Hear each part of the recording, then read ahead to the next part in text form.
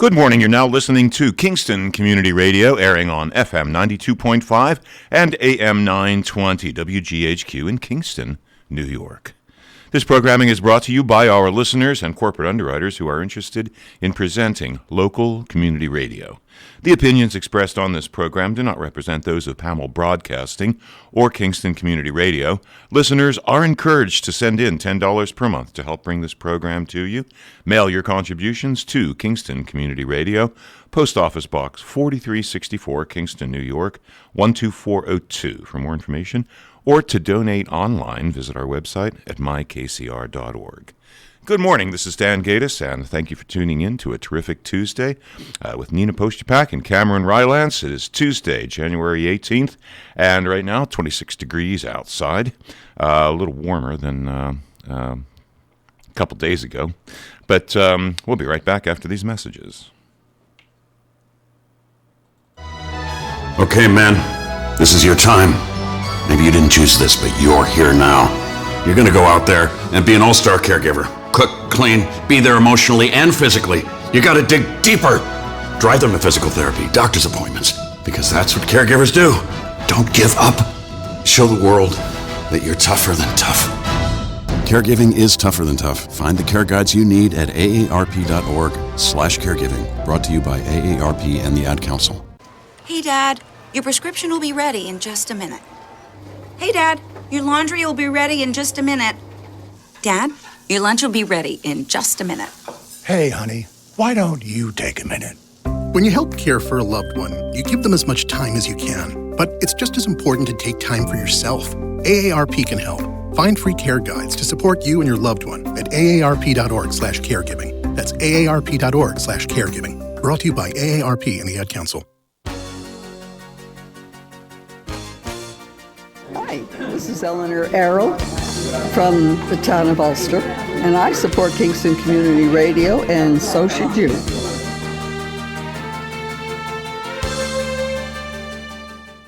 Well, 50% chance of snow showers this morning, high of 28 for all day, and peaks of sunshine later in the day, but we're going to get a little bit of snow this morning. 12 degrees low for tonight, partly cloudy skies early, giving way to cloudy skies late. Again, a low of 12, and then Wednesday, more clouds than sun. Okay, high about 40 degrees, and Wednesday night, a low of 27, cloudy with a few flurries or snow showers possible, about a 25% chance of that. And Thursday, 30 degrees, clouds early, and then partly cloudy in the afternoon. A few flurries or snow showers possible, about a 20% chance of that. And a morning high of 30 degrees with temperatures falling to near 20 throughout the day. And we've got a bitterly cold Thursday night. And I mean single digit 2 degrees on Thursday night, and obviously it's a clear night. Okay, good morning, guys. How are you doing? How's a terrific Tuesday starting out for you guys? Started out great, actually. I walked out the front door and was pleasantly surprised that it wasn't. No, it wasn't. No, it was not. It was not bitter cold. I mean, we got about a 26-degree thing, just a little under freezing, but we'll take it. Yeah, my car says 30 at Uptown Kingston. Right. It's pretty accurate, so. Yeah. Isn't it amazing how your perspective changes so quickly when you're in single digits for like 2 or 3 days, how 27 feels a little warmer? And right? It was getting cold last night. It was. I didn't want to, I was prepping my garbage to bring out because it gets picked up, well, normally Mondays, but. And Exactly.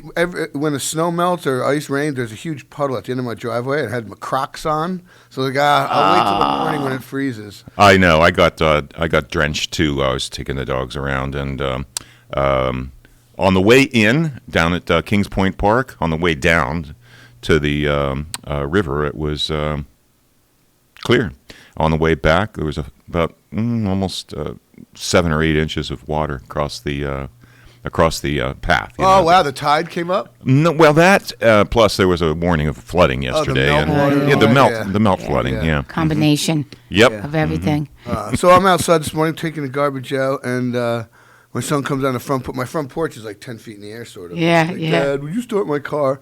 I'm like, Ben, I'm taking the garbage out. Come on, man. You know. All right, give me your keys. So you start his car for he him. wanted his car warm for his ride up to Xena. for I don't his, blame him. lineman I school, don't so. blame him at So, all. speaking of, I'm going to glow. The people on the radio can't see this. Well, maybe I could if I held it up, but I just want to, brag. My son started lineman school. Yes. Lineman Institute. Yeah, last week, right? Or the Yeah, week- 2 weeks ago. 2 weeks ago. Yeah. And he loves it. Very difficult. I mean, the equipment they carry up and down the pole is like, holy cow, like 30-pound tool belt. Mm-hmm. It's amazing. But It's like wearing a You have to- backpack up. yeah, the pole. but it's from like day one there, they teach you how to strap up, put your gear on, and climb a pole. It's I'm just looking for some photos that were shared. Oh, okay. Yeah, that's amazing, though. You don't think about that, like just the tools alone, Yeah. to have to carry those up the pole, balance yourself. And then and normally, a lot of times when they're up on those poles, it's because of bad weather, whether it's storms, Yeah, that's snow, exactly- ice. like you should see it when it's windy. Those Yes. things sway. I can't even imagine. Oh, I have to find them out during the break or something. I don't want to waste time. But yeah, Yeah, congratulations it's, to him. There's only a couple kids that are local, like one from like Onteora, kid from Rondout, but Ohio, Oh, really? Massachusetts, Vermont, Maine, Pennsylvania. I believe you were saying at one point that there aren't many lineman schools yeah, there's throughout only a the. few of Yeah. them. And demand is skyrocketing. Skyrocketing. Even locally, Yeah. Central Hudson is looking. Yep. Oh yeah. Mm-hmm. Because of the time wise, the expansion or retirement. All the utilities and companies. The 70s. Yeah, sure. really People were ramped taking up, advantage of the. and now, Yeah. all these 30-year employees are retiring very quickly. Do they have? I believe they would have to have special clothing also, like Oh, to keep yes. them warm and so forth. And Fireproof. yeah, You right, don't get electrocuted. Yes. You don't get caught on fire as well. right. God forbid. Sounds Terrible, but true. terrible, but true. But Yeah. very, just heavy duty everything. The boots. Because they gaff. Put the spikes on. Gaffs they're called, not spikes. They're Okay, they wear on the gaffs. ankles, they climb up the pole with the thing. Yes, yes. Which is really neat. The system. It's you're never supposed to not have one connected. So you have two. So. It's always a Transfer, safety to measure. to climb over a thing, because telephone poles have wires and other Sure. crossbars you got to cross. You take one off, put the other one on. Yeah, The safety protocols are pretty, yeah, strict. adhered to. Yeah, Yeah. everyone's life's on the line, and Absolutely. Yeah. How long of a program is it? it's like 4 months. I would believe. It's I mean, a certain number of hours, yeah. and then additionally, there's CDL licensing and. That's true. Driving the trucks and so Yeah, forth. there's Yeah, I didn't even think of that. that on their own they have to take these OSHA courses, online. Right, yeah, sure. It's concurrent, but they do it, out of the classroom and stuff. Yeah, no, absolutely. So, yeah, yeah, good for him. That's great. That's wonderful. Yeah, and we have the mayor on this morning, right, at 7:30. I think Yeah. everything went well with the storm. Seemed like everybody I had think so. here. You would know better For because the you live in first uptown. time, all the neighbors in my section of block on Fair Street got in sync and correctly did the Alternate side parking. And for except for one yo-yo, but generally there's 6 yo-yos on both sides of the road. But this Right. is just on one side. So, and then at the end of the day, they came through again. But yeah, enough. If people follow the rules, the system works great. Yeah, no, absolutely. I think people are finally getting the idea of what they need to do and how they Yes, need to yeah. do it. There were about 8 cars in the parking lot yesterday morning. Here, Yeah, people trying to get their cars Get off off the the street. road. Yeah, 'cause good. Nobody's I staying see overnight here. They you did. know. They spared no expense on the snow removal here. Oh, Yeah. it was not Really, get a what shovel camera's and referring to is to get through the front door here today. You had almost, Obviously. yeah, they plowed very nicely. You had to almost climb over a snowbank. Yeah, to there get was to a the little door. salt along the wall, but there's this huge Yeah, well, they pile got to of snow shovel right in front. the What's still remnants there. out of the way. Yeah, Spared no absolutely. expense. That's for sure. But yeah, so I was glad to see that. We'll hear what the mayor has to say, and also he had his State of the City this past month, so maybe he'll talk a little bit about that at 7:30. And then at 8 we have Bill Forte, right? And Bill tells what's going on with the veterans here in Ulster County. And then 8:30 you'll have your co-host from last week. Yeah, Thank you, Christine Hein, for filling in the executive director of People's Place. This time she's here for People's Place. That's right. Not my co-host. That's right, absolutely, as a The, guest. So, which will be great. Yeah, I was actually pleasantly surprised last Wednesday or Thursday when I opened up the paper and saw the results of that public hearing about the Kingstonian. Yes. That the overwhelming support, the grassroots overwhelming support was more heard than the out-of-town vocal minority opposition. I was very glad to see that. Yeah. Yes, I it's wrote good. my letter of People- support There was for another it. letter in the editor to the paper. Yes, there Oh, I was. meant to bring the paper in, darn it. Yep. Lauding the misinformation campaign, lauding Kingston Freeman for printing Chris Ree's article about the reality of the situation, and it won't hurt the firefighters or emergency response. Countering the Yes. propaganda misinformation that was, published, Put out there. advertised. In the Advertised. The Freeman didn't print that. No, That they was a paid for that. That was full-paid paid advertisement. so Yeah, no, I'm absolutely. glad some clarity has been shed on that. Me too. Situation, so. Absolutely. So hopefully, the project will move forward. Yeah. So many positives for it, and Yeah. it has been a long time, and the developers have stuck Yeah, through it something all. else I want to ask Mary about the tiny houses. What's going on with that? Because I saw that's Yes. taking a step forward, which I think is a Excellent. cool idea. Oh, I think it's a great Novel idea. approach. Something the current system doesn't work, so we need to obviously try something else to house. It helps leverage people into homes Yeah, so that they can absolutely. move on afterwards. Current system Absolutely. stinks, Mhm. so Yeah. let's try something new. Well, I'm glad to Absolutely. hear. I'm glad to hear how positive the Kingstonian hearing was. Yeah, That's absolutely. very good. Now I can say we need 4 or 5 of them, not just one. Oh yeah, yeah. Spread around. Exactly. Marlboro. There's some big housing going in Marlboro. Yeah, there from what I is. understand. Yeah, I heard that also. I wish I have seen a little bit more coverage on it, but I could be searching. But that's great. Yeah, it's definitely land southern down there. part of the county, and a lot of need for it down Yeah. there also. So, which is great. And certainly up in up 28 a spell. There's Yes. plenty of room for lovely apartment complexes and tastefully done and into the landscape. I mean, I just don't And like when Sue Copenhagen's on from Office of the Aging, and she talks about the difficulties facing seniors up in that area. Certainly. A senior project up there would really be very beneficial to everyone because it's difficult. And, transportation, we talk about this all the time, services, because they are up in that area. It makes it more... Say for something like Woodland Ponds, another facility like that. Yeah, and those are assisted great. They living, generate, yeah. money. They employ lots of people. Yes, absolutely. And we all know the population is graying, and keeping people in their homes as long as you can. A Yes. school is Best going to thing. close in And then- Saugerties. And then if you can stay in the area, if your family's here, if you can't stay in your home, you can at least stay local. It's the best. Absolutely. It's a win-win for everybody. Yeah, No, absolutely. Yes, a school is Golden Hill, it's consolidating in Saugerties. There's elementary schools that are consolidating in Saugerties in 2023. Yeah. And those schools make incredible apartment buildings. I bet. They really do. Some retooling. Yep. Absolutely. So we'll see. But, in the Golden Hill, that's awesome, but that's 4 years down the road before Yeah, it's a people are while moving before in, things will be happening there. Yeah. Yeah, no. So Years down the road. Yeah, it's a big process. So it is absolutely. needs are imminent, or whatever you want to say. Yeah, so it'll be interesting to see what the mayor has to say at 7:30. And of course, this is a call-in show, 331-9255. If anybody would like to call in with any of their going on in their neighborhood, any suggestions, ideas, we're more than happy to hear from everyone. I'm sure the mayor would love to hear from you at 7:30 if you have any concerns here in the city of Kingston or anything that's a positive that you want to let the mayor know about too, because there's a lot of positive going on as well, which is a good thing. Within the city. So, and I see the numbers are declining, Cameron, for the COVID yeah. positive in Dutchess County. Just say, right, Yes. decreasing sharply. something Yeah, to so that that's a effect. good a good sign. Another testing facilities opening up. Yes, and at SUNY at Ulster. SUNY Ulster, Yes, yeah, and there's one at SUNY New Paltz.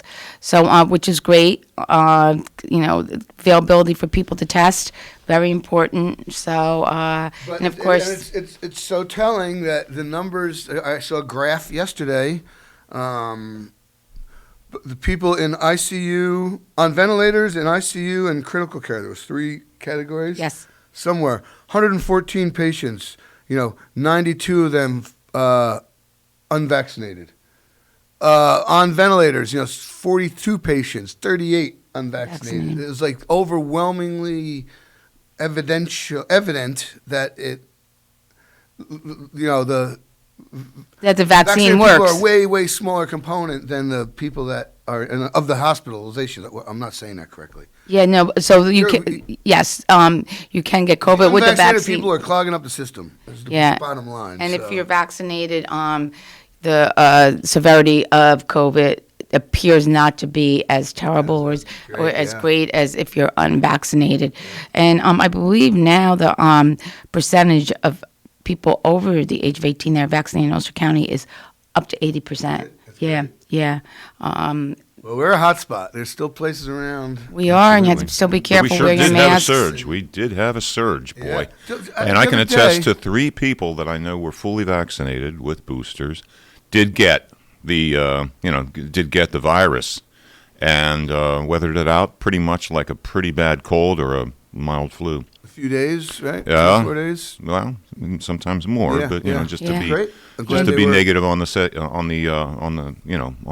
far side, Yeah. so that you No, can I'm get back to glad- work and It's good that they mended. stay active. Now they quickly, quarantined. so. And with the CDC new guidelines, 5 days now for isolation, for quarantine, which is a good thing. I know it's gone through our office recently, and I'm thankful that everybody, like you're saying, Dan, cold, flu symptoms, things of that nature.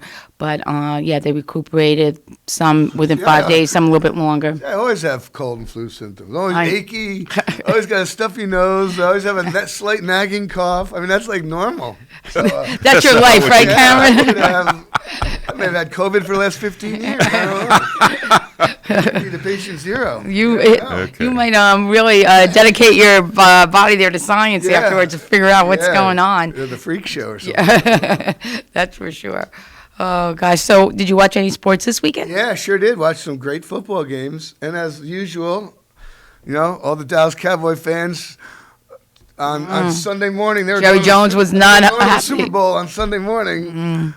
Busting my chops. Hey, Cam, what time does the Giants play today? Yeah. Don't you worry. We'll be both of us will be on the sideline soon enough. That's right, and that's exactly what An hour and a happened. half later, Yeah. we're both done What for the time is season. Dallas playing next weekend? Yeah, exactly. Yeah. Oh yeah, that's funny. But yeah, no, interesting. Huge. What a sports gambling in New York. Boy, they've really. Yes. Every other commercial on, rock and roll radio is Caesars, WinBet. There's like 4 FanDuel. There's like. And it just started last weekend, right? Yeah. I wonder what type of activity they had. I didn't follow it too much. When but I remember hearing when it's been in Jersey, mobile. Yeah, right. For a couple of years. yeah. But I guess when it first opened, like people would drive over to Georgia because they locate your phone, like it's geolocated. It has to be Within New the Jersey. satellite knows, or not the Where satellite. you are. The cell towers know where you are, Right. and then thusly the computers and all that. But like in Patterson, you go over the GW Bridge and like you take that first right. It's like goes to the Palisades. There's like a little pull off gas station there, and I guess like people would be like waiting in line to pull over to stop and sit and make Do their their bets bets. and stuff. Yeah. Yeah. So now they can do it right here in New I York. got to cross the bridge, pay the bridge toll to go bet. There you go. But yeah, that's The revenue that it'll generate for the gosh. state. I mean, heck, illegal sports betting with bookies, and that's probably got to be $1 billion in New York. I mean, it's huge. It's got to be massive. I mean, the mob made Yeah, bread right. butter, forever, and the 5 families or whatever you want to say. But I can't imagine what the market's going to be. And I how know. much of that money's going to trickle down to, it's supposed to fund, mental health. And, there's a thing. Right, like, there's a in the whole- law that yes. said, revenues are, it's supposed to help pay for certain things, not just potholes. Not going back. Yeah. Not going back into the general There's fund. earmarks. I forget what they were. I remember reading them. There was a list of earmarks that the money was supposed So you hope that they do go to that, Oh, right? absolutely, yeah. I And hope it's so. as profitable as they say. and- Is it still happening with lottery? there were certain Yeah. earmarks for the lottery. to that- education. Yeah, to education and to seniors and things Yep. like that. Well, Is same as it the still throughway, happening? right? The throughway is supposed to pay for itself and then be free. Well, yeah, they Yeah. didn't take that cash cow away. Okay. Well, Yeah, there's something called still good. sweeping the funds, where they could go in and sweep those funds if they need them. At least it's revenue that we you don't hope. have to yank out. Yeah. With taxes. Yeah. It's extra revenue. Yeah, I that mean, I'm keeps not the going to taxes spend a dime down. on them. I I've never I don't like gambled in gambling. my life. Yeah, But I appreciate the people that get excited over it. amen. Yeah. Yeah, and if they're going to do Sure. it, let's do it here in New York State. Yeah, Why do it go legally. across Why to send the money Jersey to and do it? Or offshore. I mean, that's online. Yeah, that's- you know. yeah, that's You've huge, been able to illegally gamble online for a long time. I think I always limited like $50 or something like that if you go to one of these casinos. Yeah. Which Oh, usually yeah. you go there for dinner. That's they're usually- great places Yeah, for that's dinner. like, to me, that's a special occasion. It's not like a routine gambling thing. Or like if you go to Saratoga, I'll bring a couple $100 to lose. Oh yeah, you the know. casino. I'm- Yes, yes, Exactly. it's I'm not planning on fun. winning, Yeah, but just I'm for happy fun, to lose it yeah. because you're planning. You do the slot machines a little bit, blackjack, whatever. Horses, Yeah. Yeah. Same. Yeah. Yeah, those are fun. On a daily basis, no way. It doesn't. I don't know if you can. Yeah. I have to agree with you there. Yonkers, the horse racing in Yonkers was fun. I did it once. Yeah, absolutely. It was just fun. It was a nice event. Oh yeah, going up to Saratoga for the day is awesome. It's like you have to. If you live in New York and you haven't been to Saratoga for the day to see the races, Yeah, right. You that's- have to. you Yeah, have to. I mean, that's like a thing. absolutely. But there's a lot of things when you think about in New York that if Oh, the other thing is the Finger Lakes. What a beautiful area that is. The wineries and the scenery. That's a great trip during the summer months also here. And beautiful, like Lake Geneva and, Right. and, those lakes are And Ithaca is gorgeous. literally both ways. Right? Well, I came Two ways from of spelling that. Ithaca. I lived there for a few years. Oh, there you go. Yeah. Oh, it was beautiful. It's stunning. Yeah, It's absolutely Cooperstown. stunning. Cooperstown's, yeah, Right? gorgeous. Yeah, the Baseball Hall of Fame for the whole country. Yeah, New York has got some good stuff, but Niagara good place. Falls. yeah, Niagara Falls is impressive. It's It pretty is. amazing. Yeah. Pretty amazing state if you think about it, and just that stunningly pristine forest that we have up in Yeah. along the Canada Yeah. border. I Just think like pristine. I've thought about this before. Like New York and California probably have the two most varied topographies, or Oh, that's so funny. California a little bit more extreme Because you it know, goes a a whole. little more desert. Yes. We don't really have desert here, but when you compare like L.A. to San Francisco to Lake Tahoe, they got the Sierras, beautiful mountains. They got beautiful beaches, fishing, ocean fronts, agriculture lands. Similar to New York. We got Montauk. Montauk, Long Island is gorgeous. Absolutely. Yes. Long Then you have Island Lake Sound. Placid. Oh, there's you have- nothing like Montauk in the whole world. Oh. It's just Yeah, just yeah. what And it then is. you got the It's high amazing. peaks of the Adirondacks. The breadbasket of the Hudson Valley. Western New York, the apples and grapes and Finger Lake vineyards. Napa vineyards and Yeah. compared. Come to, on, Rick, call in. I'm not dissing Ohio or anything, but Ohio's No. got Ohio. Florida's York- got hot and hotter. Are you and hearing this, Rick? swampier to We need your help. flatter. Sure, no, I'm not. It's in- just- It's insulting just stating the state. facts. It's stunning, and You're it just comes stating facts. and it comes off of our memories and experiences and things like that. Just like water, it's just we know it. Yeah. We know it like the back of our hand. Yeah. How amazing this area is. Yeah. I mean, just our Hudson Valley is stunning. Absolutely. Even before you go to the west, over by Buffalo I think or when Hamburg. you're away, right, and you come home and you come to the thruway and just past Newburgh before New Paltz, you come up, or it's a rise you come up, and it's like the first time you can see like the Catskills start. Yeah, I know exactly what you mean. It's like, and then the road sort of bends to the right a little bit. You and know it you're dips. almost home. Yeah, it's Yes. like, that's, now, here we go. Yeah. It's like, to me, that's like a neat moment. It's like, this is the reminder that you're home. Back Yeah, in, back in the Hudson Valley, back. Catskill region, so. Yep, Yeah. and luckily, we have a huge component of the population. I would say the majority of the population that is keeping it preserved. Yeah, trying to. Absolutely. It's a small town. Yeah. No, that's And for open sure. space. I've said it before, man. The agriculture around this area is such a big part of the key to our quality of life. Yes. Open space, fresh air, looks good. Food, food stability or, market, whatever. Yeah, farm to table. And, it's sort of, I don't want to say stymies development because, I'm not a development foe, but it does to a degree, keep it, yeah. Yeah. No, well, you need a little bit of a balance of both.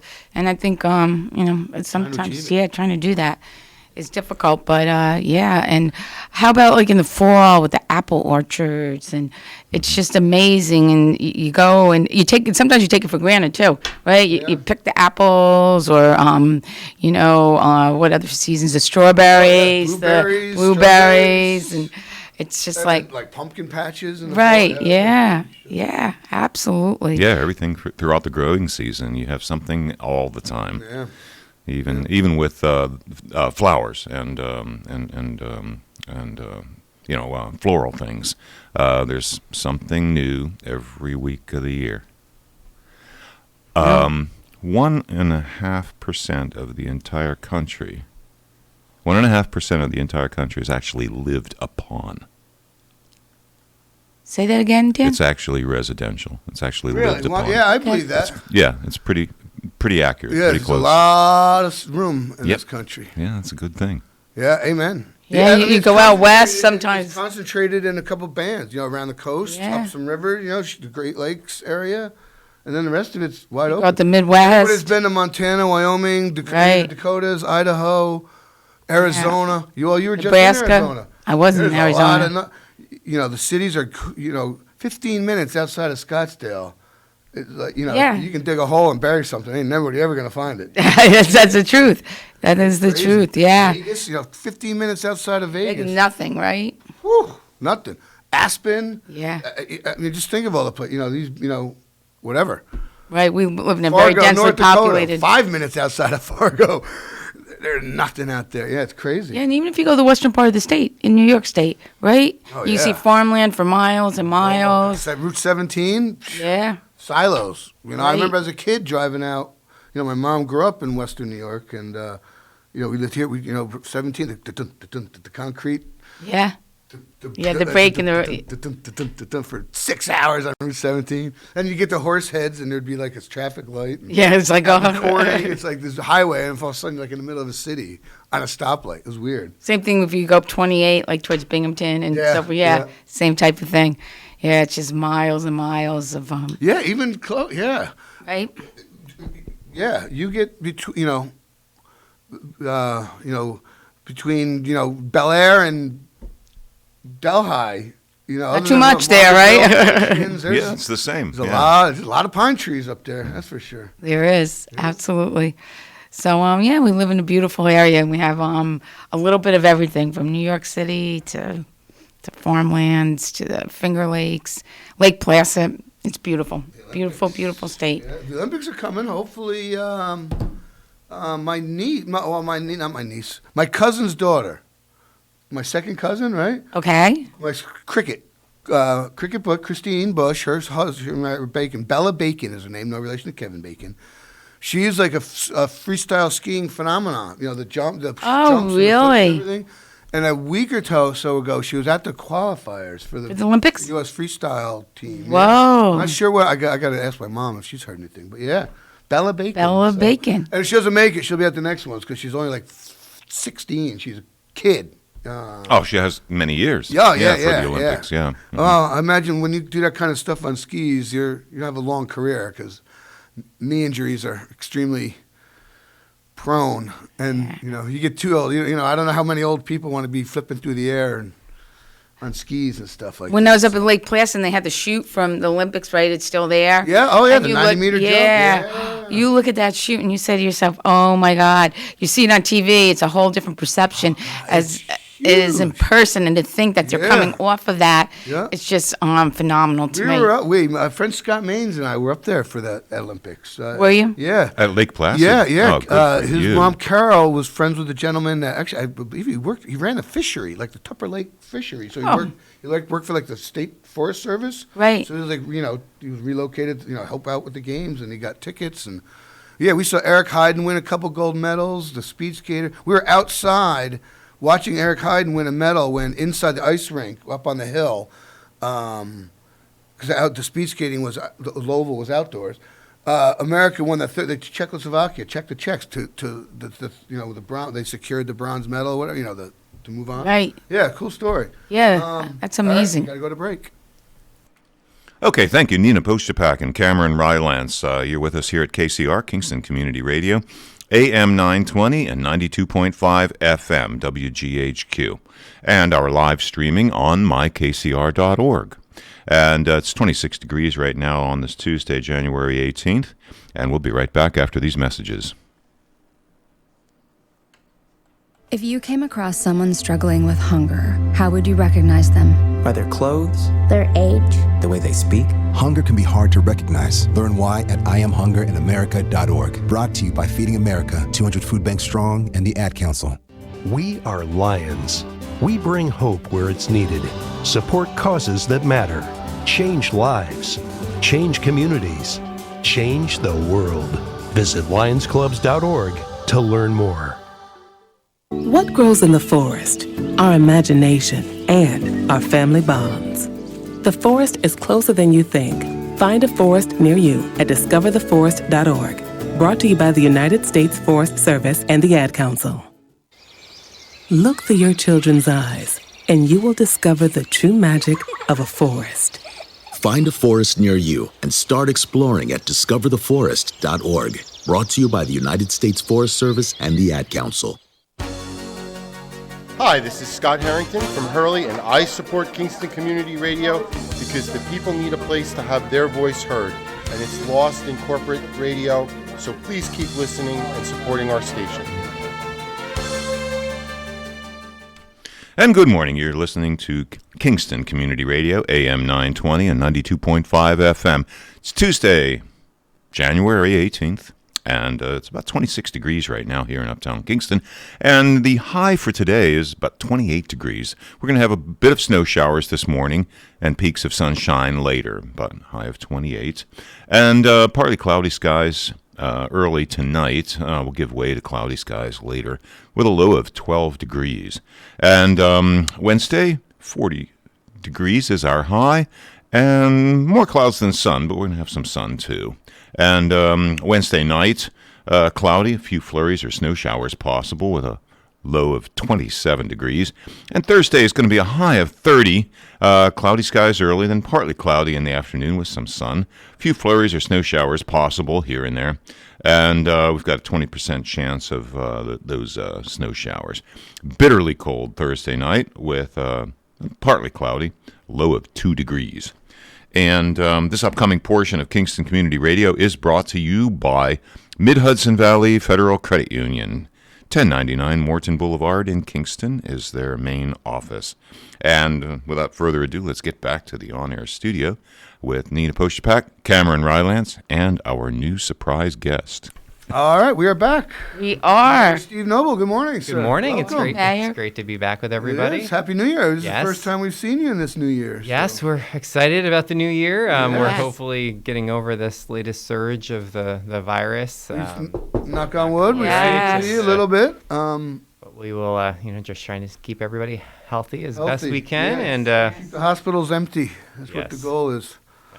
And we said everything worked really well. Cameron was our barometer for the snow because he's on Fair Street. Yes, it seemed to work. Yes, I have to say our men and women of DPW did a great job getting out there. It was a holiday weekend, and so getting people to come in. And, we got a lot of folks to the alerts, the Facebook announcement. Try to get people notified. Kingston messaging app, A lot of new trucks, Steve, I think, right?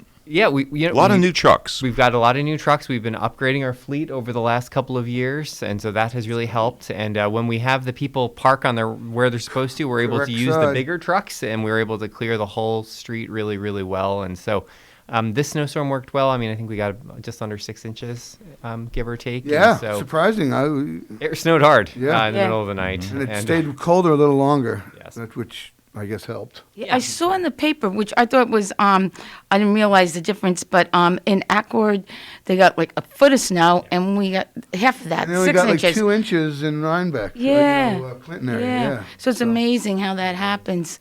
But yeah, I thought it worked great. Yeah, and we're actually, so we're doing a new snow emergency route plan. And so for folks who live on a snow emergency route, they're being marked with new signage. We actually, people should get it in their mailbox this week, a brand new flyer that kind of talks about all of our snow emergency rules. But what we wanted to do is be able to make sure that we keep all of our main thoroughfares open. And so we're not allowing any parking any longer on the snow emergency routes. And we think that that's going to also help a lot of the neighborhoods because it's going to be more efficient for our staff to be able to clear the big routes. And then they're going to be able to get into our neighborhoods quicker. Yeah. And so, I think a part of that happened this weekend. We had really good compliance on the snow emergency routes so far. And so I think that also helped. But again, hopefully the mailer that everyone gets will really let you put it on your fridge. It's both English and Spanish, and it kind of goes over all of our snow emergency rules. It talks about how to sign up for our Swift 911 in case you don't have it. And so if you didn't get a text message or a phone call to your cell phone, you can sign up on our website. And it's really simple, and you can then be notified whenever we have not only a snowstorm, but we've also used it in other cases. The water department also uses it in case they have a boil water advisory. Yeah, right. public safety. Yeah, absolutely. It's very helpful. Was Broadway a tricky thing to clear? Yeah, the new system, the new laning system for Broadway, was that a little bit hard to clear? Thankfully Broadway is one of our snow emergency routes, and so we were able to go ahead and make sure that that there's no parking on Broadway any longer, and so we're able to go in there and just clear right to the curb to curb. Yeah, that's so great. That really does help, but we do that along the entire length of Broadway all the way down to the waterfront. I think you did a great job in communicating too what the snow emergency rules and regs were, because sometimes I think communication is like 90% of the battle. If people know what to do, most people will comply. I mean, you always have that 10% that won't. So I think the phone calls, I know I received the phone calls. Did you get the phone calls? Yep. Yeah, and I think you did a really great job of communicating to people, text messages.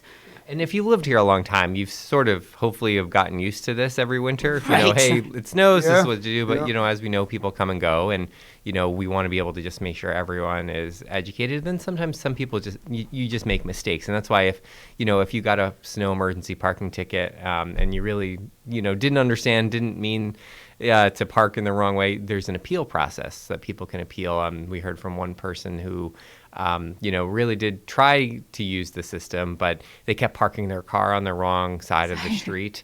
And they ended up, I think, getting 3 tickets over the course of the storm. And so that's what our appeals process is. Yeah. We Yes. don't want to hurt people. Right, we're trying to comply. Trying and, to do the right thing. And so maybe they'll end up only having the 1 ticket. But it instead comes of down 3. to, if you're your neighborhood, but when it happens, when it works, I think some of my neighbors had the aha moment because there was such cooperation. Everyone came out and was like, these dug their cars out. The other side of the street was perfect, up to the curb, and everyone parked.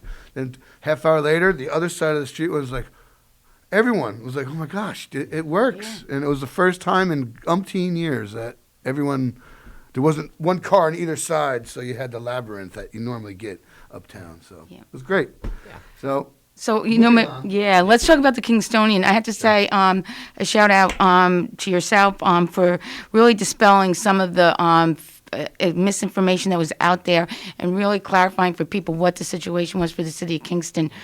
So maybe you can just talk a little bit about that. Sure. In the public hearing. I think one of the things that we saw was that there was just so much misinformation. We saw some of the advertisements in the local paper that really were just not factual at all. That really just brought up everything from, the fire protection to, selling the road. All of those things aren't true. Yes. Right. We're not selling the road. It's going to continue to be a city road. It's just going to be closed to through traffic. We're actually going to now, have a public plaza. Level. It's not going to be a hill anymore. Right. It's going to be level. And then, and so I think that what we've really tried to do is just kind of dispel some of those myths about the Kingstonian projects. People think that, there's going to be this huge tax, giveaway to the developers. And what, just to remind people that the $26 million that keeps getting used is the cost to build this new 277 car parking garage, as well as all of the other public amenities. So that's going to be, and they're going to pay for that so that we as taxpayers don't have to pay for that. And then they're going to maintain it for the life of the garage. And so after 25 years of having this payment go to pay the garage off, after that, the Kingstonian's going to pay full taxes, and then we're still, as the public, going to reap the benefits for the next 80 years after that. Right. And it's not as if they're paying no taxes. They're paying millions of taxes in the interim. Yeah. More than what the city-owned lot generates. Right. From day one, there's going to be millions more in the coffers. Yeah. And I think that fact is overlooked by a lot of naysayers or whatever. So.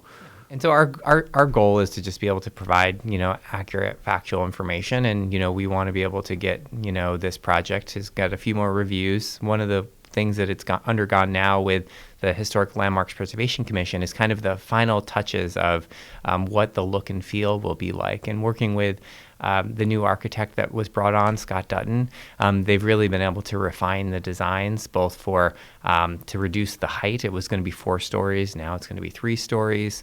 They're going to create walk-ups on Schwenk Drive so that it feels more kind of neighborhood based on that side of the building, and really to be able to also make sure that the look and feel of the texture meets the look and feel of Uptown. And again, as we know, even the look and feel of the current texture of Uptown is a complete and some of it's just vinyl siding. And so we're really trying to meet what we would love the rest of Uptown to look like. It's not there yet. And we know that we have some property owners that really do need to make investments in their decrepit or vacant buildings that exist. Absolutely. And that's just that takes time, and hopefully folks will put some more of their energy into that. And again, that's all we ask is just for everyone to kind of roll up their sleeves and try to make positive investments in our community. And I hope that when we're done with this process and we're able to put a shovel in the ground and we're able to build some additional housing units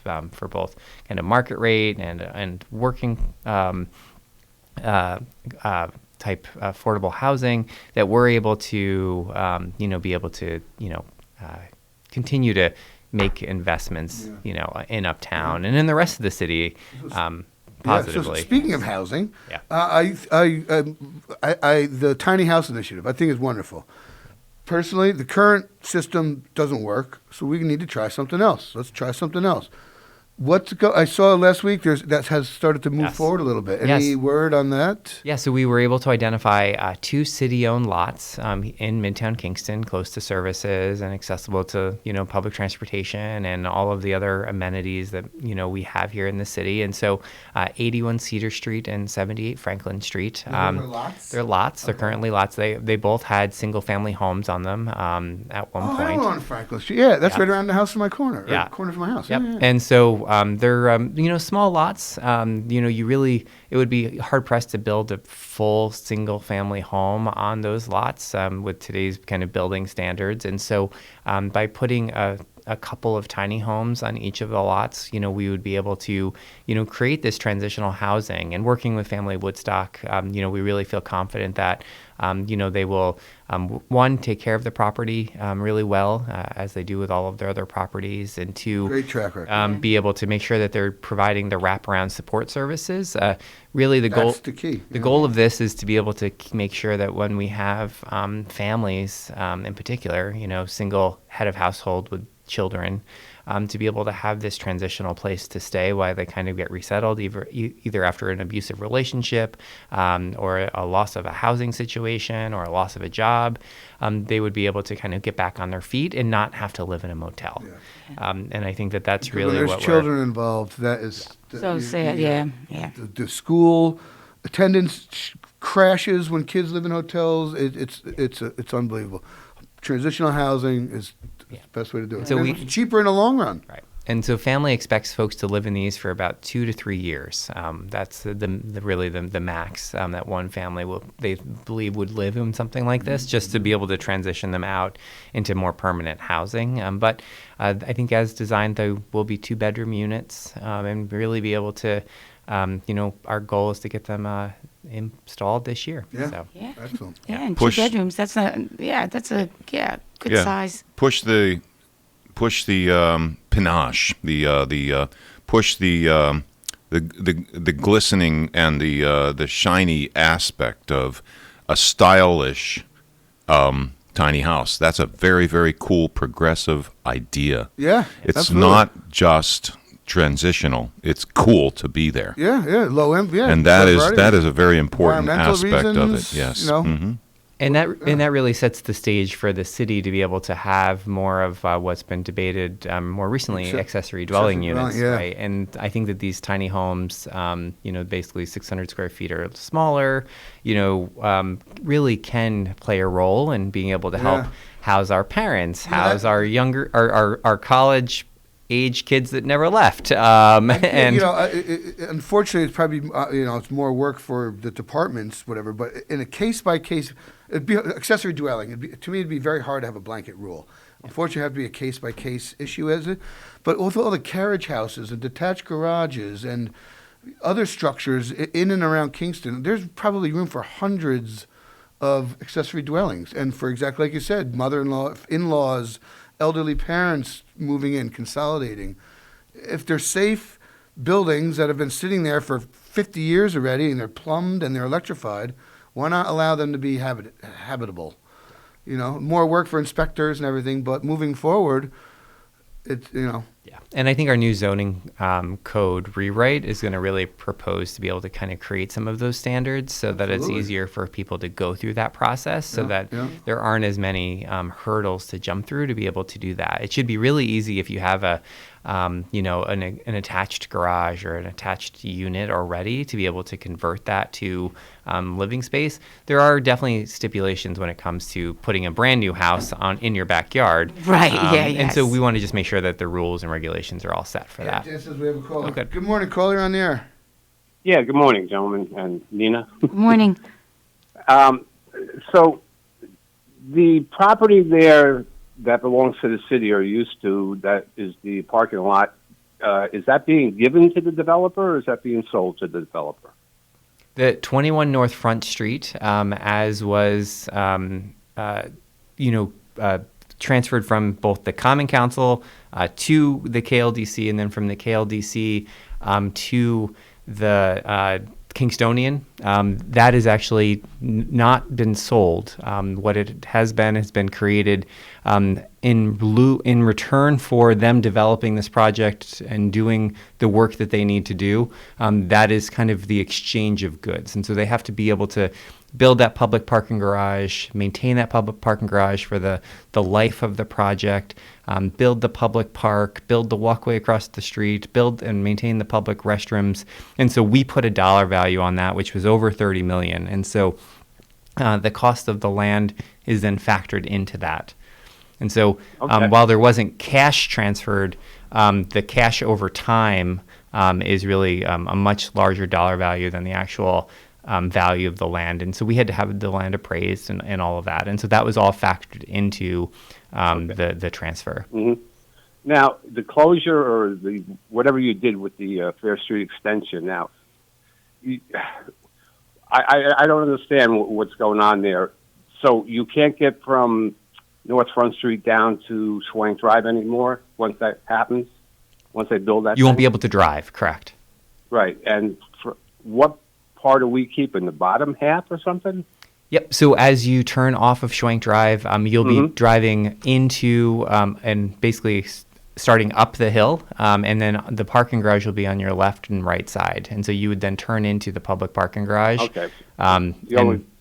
The only thing that would be for is like an entrance to the parking garage then. Correct. Yeah. Once that parking garage is built, for the people to come in and park, is there going to be a fee? Yes. Yep. Okay. Just as there is now to park in the lot. Right. Feed the meter. Yep. Do you know if the Kingstonian went in front of the Zoning Board of Appeals because they didn't have enough parking for what their building was required? They've gone in front of a variety of boards, including the zoning board, to have an initial zoning determination. I'm not sure what other, kind of administrative, tasks they have left on their list, but almost all, because our zoning code is outdated, when we build, we're building, as part of the garage, we're building a 420 car parking lot. 277 of those spots will be reserved for the public. The other, what's the math on that? 200, right? Something around 30 something. Yeah. Or 180. Yeah. So there's basically enough for all 143 housing units to have at least one spot reserved, and then a few extras for, additional parking. And so that's a you get 143. Yes, you get 143, right. And so that's enough to be able to make sure that there's at least one reserve for each. As part of the project, we're also making Kingston Plaza parking available for free to the public to be able to use after and as part of the development, because it's all going to be one development. So basically, if you're have guests over and you need more parking for your apartment or you have visitors, they'll be able to park in the Kingston Plaza parking lot and take the walkway across. Currently, that's private property. There's no overnight parking. It's. And so that's I think a real benefit, and I think that's one of the things that when we build in Uptown Kingston, as you know, all of the buildings, almost all of the buildings, don't have any private parking. And so every single development or building uptown has had to come to the city for a waiver to use our municipal parking lots for theirs. And this is one of the projects where they're actually building a lot of parking, which is great. Yes. And so we're, but our zoning code is also really outdated because we generally, in some parts of our code, require 2 cars per bedroom or something crazy like that. And in today's day and age, most people don't have the amount of vehicles, especially when you are moving into a walkable, drivable neighborhood, that allows people to downsize and only have one vehicle or no vehicles at all. And I think that that's a big part of this, is that you can basically walk to the grocery store, you can walk to the doctors, you can walk to all of the stores, you can really be able to you don't really need a vehicle when you're living in uptown Kingston. And so that's the hope, and that's really what we're kind of trying to design all of our new developments. I think as part of the new form-based code we're looking at is getting rid of parking requirements altogether. Many cities have gotten rid of their parking requirements because it's just we want to be able to just let the market demand whether development builds parking or not, and it will. Well, less car. I mean, the 4 newest people that bought homes on Fair Street on my block, 3 of them are couples with kids that have 1 car, and 1 couple don't have a car. Yeah. So, and that's the trend.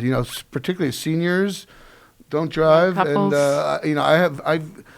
In talking with people, I'm sorry, caller. Are you finished, caller? I don't want to just keep you on the air. No, no, I'm not. Okay. How many? There's going to be regular housing there, right? For lack of a better term on my part. Apartments, yeah. Yeah.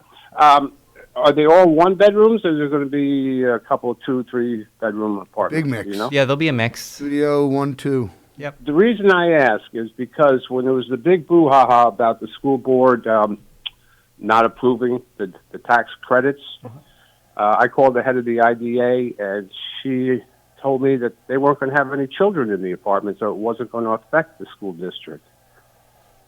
Yeah, I mean, generally, the proposals generally have seen that with this type of housing, there are not a large amount of school-based children, school-aged children. This is generally designed for kind of the millennials, retirees.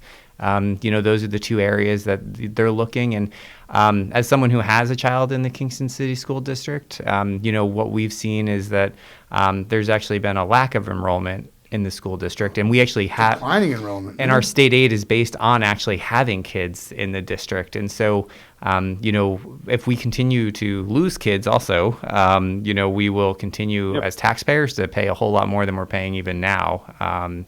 And so I do think that is a struggle, but I don't believe that this type of housing is really going to have a lot, if any, children in it. But we'll see. I mean, again, I think if it does have a few, I think that's a benefit to the school district, so that we continue to kind of get the state aid. We don't want to close any more elementary schools. Yeah, but we might get some benefits from the state, but it costs us more to get that benefit.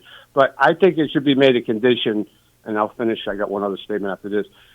It should be made a condition that in order to continue with the tax breaks for the school district, that the moment a child comes in and is enrolled in the school district, that benefit disappears. That's my opinion. We can argue that some other day.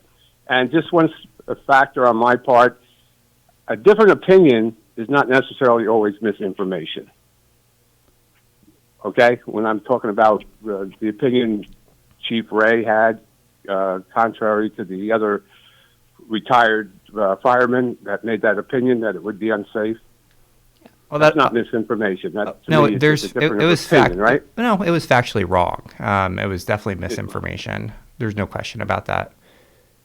Paid for it too. Yeah, I mean that consultant never reached out to the Kingston Fire Department, never reached out to the city for any information, and they're turning Fair Street Extension into a pedestrian-only walkway is not going to reduce response times of the Kingston Fire Department to any building, in Uptown Kingston. And so I'm just letting you know that, that is anything that was stated contrary to that is factually untrue.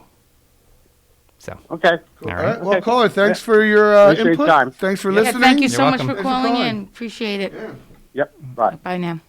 Well, I'm glad we got some information. Yeah, we did. Yes. I think that's good to clear up some of the. Yeah, but so your State of the Union was last week, or State of the City, right? It was. That went well. Yeah, there's lots. As I said to folks, we are we've gone through a lot of building over the last couple of years, and so we are going to be building some more in 2022, and so we definitely are asking for patience as we.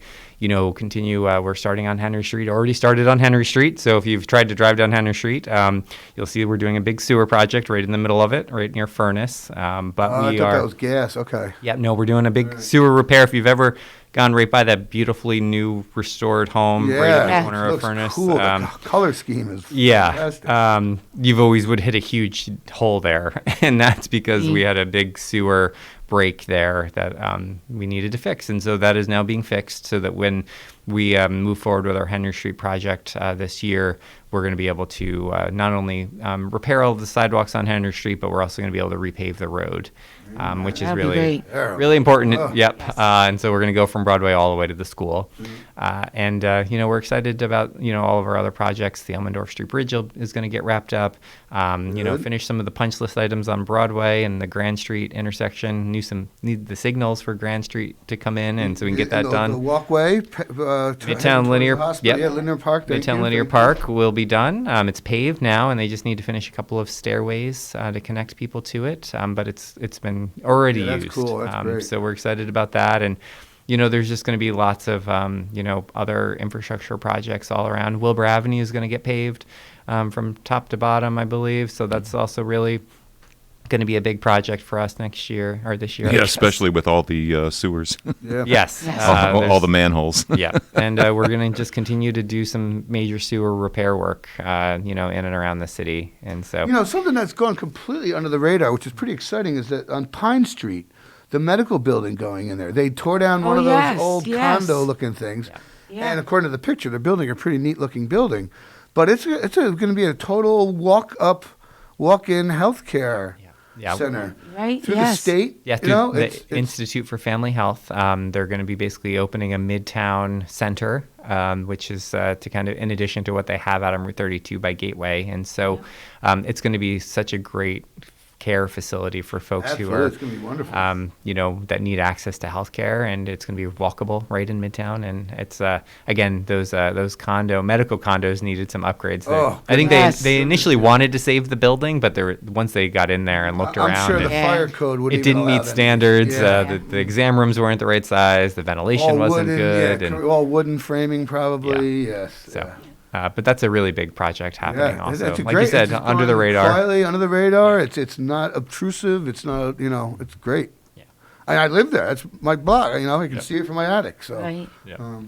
Mayor Noble, how's the project with, I see, I live in the Rondout, so I see the Ward Street Bridge being worked on now. Another year. Yeah, so they're working full steam ahead, but they will be in construction through October of 2023, and so they plan to open in October of 2023. Oh, so another year. Oh, yeah. That's so incredible. it's a major overhaul. Every steel cable is being replaced. All of the membranes, the sidewalk structures, the decking. So it's going to be a big project. Yeah, brand new old bridge when it's done. It's what $45 million plus will buy you. Yeah. Ouch. When you think of that. Yeah. It's our entire city budget. You can build a big old skyscraper for $10 million. Now we just fix a little bridge. Crazy. But it's okay. It's a historic treasure. So. That's right. That's right. Cool. All right, Absolutely. Mr. Mayor, thank you, sir. It's always a pleasure. Yes, thank you. Enjoy and have a good month. We'll see you next month. Thanks. Yeah. Thank you. All right, Dan, take us away. Thank you, Mayor Steve Noble. Thank you very, very, very much. And you're with us here at KCR, Kingston Community Radio, AM 920 and 92.5 FM with Nina Postupack and Cameron Rylance. 26 degrees right now here in Uptown Kingston on this Tuesday, January 18th. This last portion of Kingston Community Radio has been brought to you by Mid-Hudson Valley Federal Credit Union. 1099 Morton Boulevard in Kingston is their main office. We'll be right back after these messages. Hi, this is Tony Marmo from Norman Staffing, and we've been bringing together employers and job seekers since 1980. If you're an employer and have job vacancies, let Norman Staffing help fill them with permanent or temporary workers. We screen, interview, and recommend the best candidates for your company. We make the employment process easier and faster for you. Please call Norman Staffing for your employment needs at 338-9111, 338-9111, or normanstaffing.com.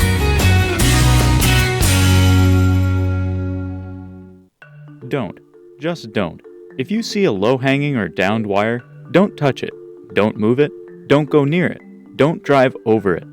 It may be a power line carrying an electric current strong enough to kill. But here's what to do. Stay at least 30 feet away and call 911. Central Hudson will take care of the problem. If you come close to a wire, shuffle away with small steps and watch your step. Wires may be hidden in fallen tree limbs or near water. Your safety matters. Hi, my name's Maggie. I'm from Copake, and I support Kingston Community Radio, and so should you.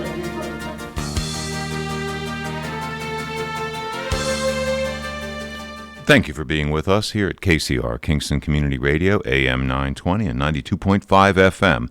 You're listening to WGHQ, Kingston Community Radio. It's Tuesday, January 18th, 26 degrees here in Uptown Kingston, and we only get 28 degrees here this morning, all day actually. The high today is 28 degrees, some snow showers this morning possibly, and peaks of sunshine later. Tonight, a low of 12 degrees and partly cloudy skies. Wednesday, 40 degrees is our high and more clouds than sun. But we're going to get a little bit of sun tomorrow with a high around 40.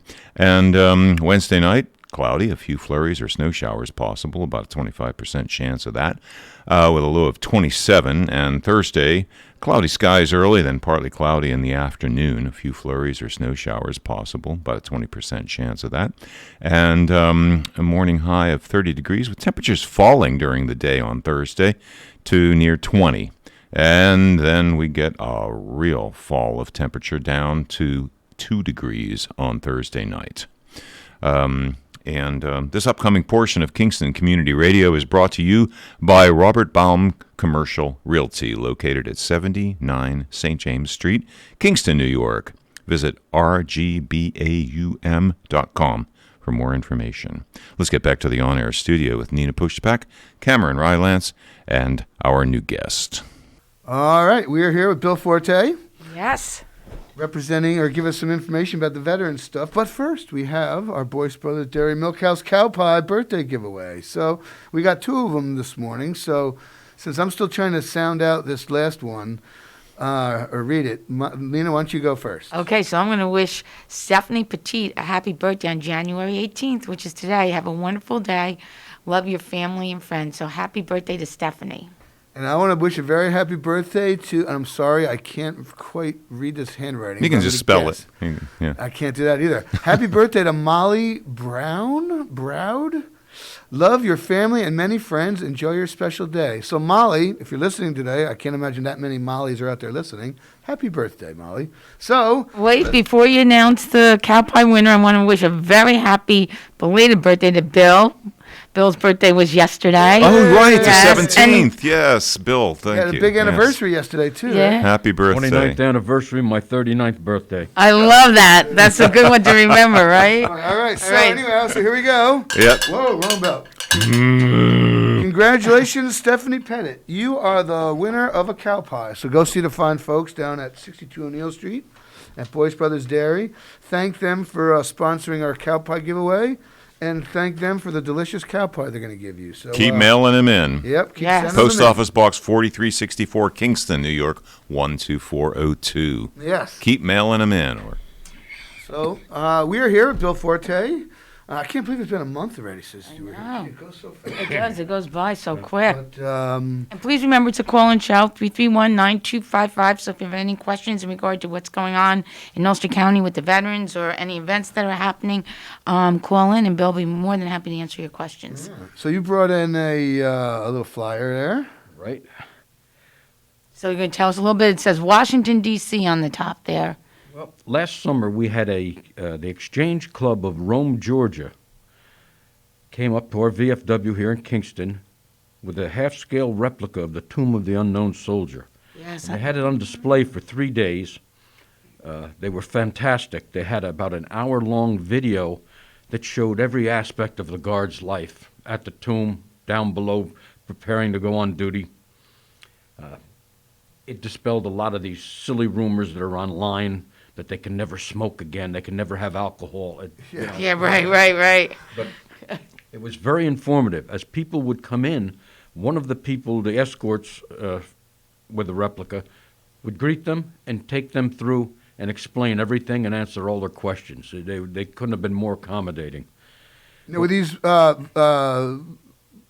members of the Exchange Club? Were these Yes. ex-military folk, or veterans, or were they associated? A couple of them were. Oh, that's cool. And I had read about it earlier last year, about this time last year, in the American Legion magazine. I had read about them in there, and it was a little difficult at first to contact them, but I tracked them down and found that they were going to be in our area during August. And it was just a small stop between stops. I mean, they had about 4 days, and we were able to get them here. Yeah, that's cool. Yeah, timing worked. I had been stationed in the Army twice in the Washington, D.C. area, and I have never been to Arlington National Cemetery. Last year, a very good friend of mine, a very good friend of the veterans community, passed away, and he was buried in Arlington. Oh, that's quite an honor. Due to COVID, we weren't allowed to go there. Was the Reverend Leroy Ness. Okay, yep. He served 28 years in the Army, Vietnam veteran. Wow. He was a full colonel. And beyond being a pastor of my church, he was a good personal friend and somebody, one of the most influential people I've ever met. And I really hope to get, when we go on this trip, to get there. Get to see his site. That's wonderful. That's great. The American Legion in Kingston had arranged a trip to Washington, D.C. a few years back. Excuse me. And speaking with Charlie Manfro, who was instrumental in putting that together, we've arranged another one. And this one is going to be this summer, August 5th, 6th, and 7th. It's 3 days, 2 nights. It includes 2 nights lodging, 2 breakfasts, 2 full-course dinners, and it will be going to the Smithsonian Institute, a tram tour of Arlington Cemetery, where they'll stop and we'll be for a while at the Tomb of the Unknown Soldier. It'll be going to the World War II, Vietnam, Lincoln, Korean War veterans and FDR memorials, guided sightseeing tour of the U.S. Capitol and Visitor Center, Library of Congress, on and on. It includes quite a bit. The trip is open only to KVA members and their guests. And what we're getting at here is all of our veterans organizations are really hurting for people, as are other civic organizations. Mm-hmm. I mean, the Kiwanis, the Elks, they're all hurting for people. Absolutely. And hopefully we get people to sign up. Yeah. And that's fantastic. In trip. addition to this. I've done a couple Washington trips with my family, and it's, the changing of the guard is so impressive. It's honorable and solemn, and I've been all over Washington. I've been in the White House. My son's still assigned to the White House. Oh, wow. Huh. He had us on a tour, I guess about 5 or 6 years ago. We went all through, went through the Situation Room and all. Wow. That's a pretty impressive trip. Yeah, it does cover a lot. So reservations and all that, you got a phone number? They can call me at 845-399-0414. The organizations that this is open to, American Legion Post 72 Kingston and American Legion Post 72 Saugerties, and Kingston American Legion Post 150, VFW Post 1386 Kingston, and VFW Post 5034 Saugerties, Ulster County Chapter 156 Disabled American Veterans, Ulster Detachment Marine Corps League, the 156th Field Artillery Veterans Association, the Island X-9 Naval Seabees, and all their associated Sons of the Legions and auxiliaries. If you're a member, you can qualify. Now, we've reduced the price. The price was $419. We've reduced it for the first 54 people to $300 per person. Oh, wow. That's That's an unbelievable. And That's if you're an not a member, unbelievable there's some incentive to join. Yeah. Yeah. Well, we'll definitely leave that flyer so we can keep put it in the Announcing it, yeah. the announcements envelope. So. It's a trip we hope to. The weather we're hoping is going to be fine. That time of the year, we August should be tend to get a little beautiful. dry towards the end of July and into August. So That's all right. keep our fingers crossed. Yeah, it's hot there, it's hot here, so it doesn't matter. So Yeah. yeah, so no, definitely leave that. Another item came up. We got the okay to go ahead with plans for the Memorial Day Parade in Kingston this All year. right, good. Whoopee! Yeah. Parade Chairman Chuck Polacco is working on that now. He's been in touch with the mayor. We get this Boy Scout band from Maybrook. Okay. They play excellent marching music and stuff. Cool. Already signed them up. We have a feeling we may have a little difficulty getting units to participate. There's still Well, the Elks Lodge will be a certain there. amount of hesitation because of COVID. Yeah. But I think we're on the downswing. I hope we are. Yeah, I'd like to think so. Yeah. Now, the Kingston Elks Lodge will be there. So. Yeah, but it'll be May 30th. Ceremony in front of City Hall starting at 1 o'clock, and the parade starting immediately after, approximately 1:30. Yeah, that's cool. Oh, that's great to hear. Good to hear. Yeah, absolutely. Now I have a nice little announcement, veterans-wise. Okay. Through the Elks Lodge, the Elks National Foundation, the Kingston Elks Lodge 550, we applied for a $3,500 grant. And it came up very quickly. We were just made eligible. We had to apply before January 17th, whatever. But so I'll preface this a little bit. So a 3 weeks ago when we got notified we were eligible, he emailed Mark Cosapoli and said, Mark, we've met a few times, and Cameron from the Kingston Elks Lodge, we're eligible for this grant. what is the best way? $3,500 grant up to $3,500.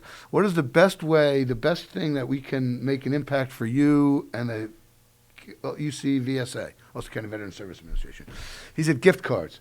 We said I give out gift cards to veterans who have presented food insecurity or an immediate need. He said, you would not believe, most of our veterans are aging on fixed incomes, sure. Inflation, fuel costs, whatever. He's like, Cameron, there's no better way than I can help a veteran or their family right now on the spot than to hand them a gift card so they can, fill a meal. And I'm choked up right now. It choked me up when I heard it. So we applied and we were granted full $3,500 to get $50 gift cards. That one we should be getting a check the next couple of weeks. But here, first public announcement that I can't wait. I haven't even told Mark that we got it yet. But fantastic! I'm very That's excited. Great. It's a drop in the bucket, unfortunately, but it's a drop that wasn't here a day ago or a week ago. Yes, like we said, awesome. it creates a momentum for you. And his immediate response was so touching that, he knew, I can help somebody right now. Here you go. Mark has got his fingers on so many things. He feels the pulse of the veterans community. He does. Nice guy. Outstanding guy. So I'm happy that Kingston Oaks Lodge is doing our small part to help the veterans of Ulster County. That's fantastic. Yeah, so that'll happen soon? Yeah, we just got approved Thursday, or the other day, a couple days ago, and Chicago will be mailing us a check shortly, and as soon as that happens, we will present it to Mark. Present to him, so. And he can get the gift cards. That's great. That's fantastic. So you work closely with the Ulster County Veterans Association, Bill? We do whatever we can for them, and they've always been there for us. Yep. My father, as you may know, is on dialysis. And my father, as independent as he is, he was driving himself to dialysis up until, I guess, the early part of this year. He's 92 now. He stopped driving, and he was relying on myself, my sister, to drive him to dialysis 3 times a week, and he didn't like putting us out. I said, Dad, come on, how much have you done for us over? Yeah. That's finally, what it is. The Ulster County Veterans Office was able to provide the van that will pick him up 3 days a week, take him there, and bring him back. And it's just been outstanding that they're able to do this for him. Those are benefits that people don't realize that are available through the county, such as that, like transportation to and from doctor's appointments. They have the van that goes up to, I believe, up to the Vets Hospital up in Albany. Oh, yes, definitely. Yeah, and is that twice a week, Bill, that goes up? I don't know how many times a week it is. I think it's at least twice a week. I know they'll go down to Castle Point also. Yes, right, exactly. Even with the weather we had yesterday, the van was there to pick my father up. I went over, got his walks done, and your medical treatment can't wait, and you got to go. Let me give you the number of the Ulster County Veterans Service Office. It is 340-3195. So, and as Bill said, if you have any services that you are in need of and you're a veteran, if the county does not offer the services, Mark or his staff will definitely find they know the where resources to for you. From heating assistance to everything. Legal, they have access to lots of stuff, so. Yes, and you can also get on his email list, and he's constantly sending out, like here we just received one yesterday, or 2 days ago, a link to the Department of Labor for programs pertaining to hiring of veterans, and tons of resources for veterans seeking employment. And there's all these links that he forwarded to his whole email list. So again, you can even call the Veterans Office and get on their email list if you are a veteran, because there's so many resources that he communicates twice a week. I would say that I usually get an email in regard to things that are going on in the community to help serve veterans. So great resource. And again, you could just reach out to the office, which is 340-3195, or go on the county website. There's quite a bit of information on the Veterans website. I might add, if you call the office and you can't get through to Mark, his staff is outstanding. Yes. Many of them have been there for years. Tim Keating, Frank Tim's Ruggiero. wonderful. Frank. That's two more, huh? Yeah. Yeah. Frank, and they all are. That's very true, Bill. Absolutely. And they're all there to help in any way that they can. So, which Some of is- their unsung heroes they have are these people that drive the vans Yes. in all kinds of weather, and it means a lot to the veterans that can't get out on their own. Frequently, these drivers have got to go into the houses or into apartment buildings to assist them out into the van and bring them back. Sure. It's not, toot toot like a taxi would do. It's running nothing out, like that. Yeah. No, that's true. They help in many ways. So, yeah, very important. So the banners are done up and... Yes, ma'am. Yeah, so that has to be a big relief for you at this point. We did most of the banners that we've had from the beginning, the first time we did them. Most of them have been picked up. Oh, There's great. probably Good. there's probably 25, 30 of them down at the American Legion. Oh, that's good, because a few months ago, there's like 100. There were hundreds of couple them. hundred, yeah. I'm glad people getting them. We tried to call a lot of the people, but a lot of the phone numbers they're no longer any good. So, A lot of people gave up their landlines and just Yeah, use their cell yeah. phones now. So, which makes it a little more difficult to get a hold of people. Any winter activities coming up? Any fundraisers or socials? no, we had our annual fundraiser was during the holidays out at Adams. It wasn't as good as past years, but again, COVID's had an effect on everything in our lives. Were you still able to have as many people out there working, or was less Yes. shopper? Yes, we were. Now that we've included the Saugerties American Legion and VFW within the Kingston Veterans Association, we were able to get assistance from them. Oh, that's good. Our new uniforms, we got hit with a left hook out of nowhere on that. Everything was figured out, exact cost of the uniforms and all. We start going down to West Point to get them. The uniforms come, the pants are not hemmed, and the jackets, the sleeves are not hemmed. Oh. If a military person, active duty, goes in there for a uniform, the cost of the uniform includes that. They told us because we weren't active military, we were retirees or veterans, that we had to pay for that. All of a sudden, our tailor, the cost for tailoring, Yeah. $100, $110 per uniform. Yeah, I believe it. Times 15 uniforms. And it's not right. You can't wear the uniform unless this is done. Right. Yeah.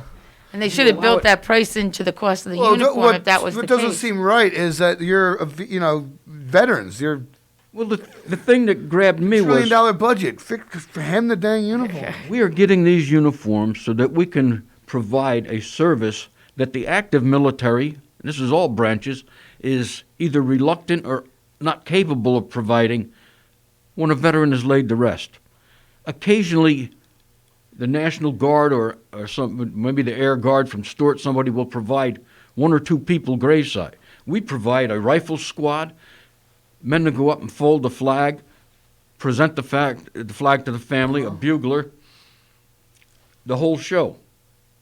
We're doing this for them, right, as well as for the deceased and the deceased's family. And I just feel like they're giving us the shaft by charging us for this extra stuff. Yeah, absolutely. You are getting a shift. Yeah. I think who get our yeah. our congressman on that. Serious. I sent them a letter. I don't know what the hell it'll do. I mean, it's freaking West Point, for God's sake. Right. I mean, that's It's not West Point that's doing it. It's Department of Defense, Department of the Army. It's up that level. Well, that's ridiculous. West Point has to do what they're told. Yeah, true. But I'm just saying, you're in Yeah. the cradle of, military history, the Yes. Hudson Valley, But even with that, we dipped it. The money that we had donated, or the people that donated, did so much for us. We could not have gotten the new uniforms without their help. And even with the added costs, we dipped into what we had and we covered it. So we have all our members have full uniforms now. Good. We ran into another COVID roadblock with them for a while. We couldn't get hats for a while. I know, it's I terrible. found secondary sources for these things. And after we went and ordered them from Marlowe White Uniforms and other installations around the country. Then West Point gets a full shipment, and they got them all. But, That's good. Yeah. but we were told we wouldn't be able to get them till the spring. Oh, But we're up and running full uniforms now. great. That's fantastic. So you ended up with how many new uniforms? 15. 15 new uniforms. So, and the cost of each uniform was? It started out $750 each. That's crazy. It wound up $850 to $900. now. Yeah, that's like Yeah. a designer suit. Yeah, it's like a Cheruti suit, right? Yeah, right. Yeah, so you raised $15,000, close to. That's beautiful. That's great. That's fantastic. And that was due in large part to the efforts of Ward Todd and the Chamber of Commerce. Getting Ward that himself word a out to veteran. Yeah, you said that's artilleryman. You said, right? 156 Field Artillery. Oh wow! Oh really? 156. Is that was originally stationed out of National Guard Army on Kierstead Avenue in Kingston. Yeah, the Armory. I was trying to think. So is that what brought Ward to this area, being stationed there? Oh, I don't think so. Or is that just a coincidence? He was with the other radio station. Oh, yeah, forever. Yeah, but forever. Ward Todd. Going way back. Yeah. Everyone loves Ward Todd. I think he's been in this area most of his No, but life. is that just a coincidence that he happens to be? Because I don't think he's a Kingston boy, is he? Maybe, I don't know, but I think I know his I think family he lives up 28 does, somewhere. Yeah. But the local. But the coincidence that he was in the 156 Artillery, and that happened to be stationed here. He could be from anywhere. You know what I mean? He could, yeah. Yeah. So that's just interesting. I find that coincidental, I suppose. So through his efforts, a lot of that money was raised. I had worked with him once before. We did a surprise birthday Oh, for Frank for Guido. Frank Guido. Oh yeah, yep. That was huge. Yeah. I thought it was going to get out of hand for a while. We had so many people there, but we had to put the word out by word of mouth. Oh yeah. Yeah, because You advertise it, and it's going to get back to him. Oh, everything. So his wife helped me tremendously in contacting family and all, and his son. But there were a lot of people. Oh, if I'd only known. Yeah, well, sorry, you I can't. think we had over 175, pushing nearer to 200 people there, and that went great.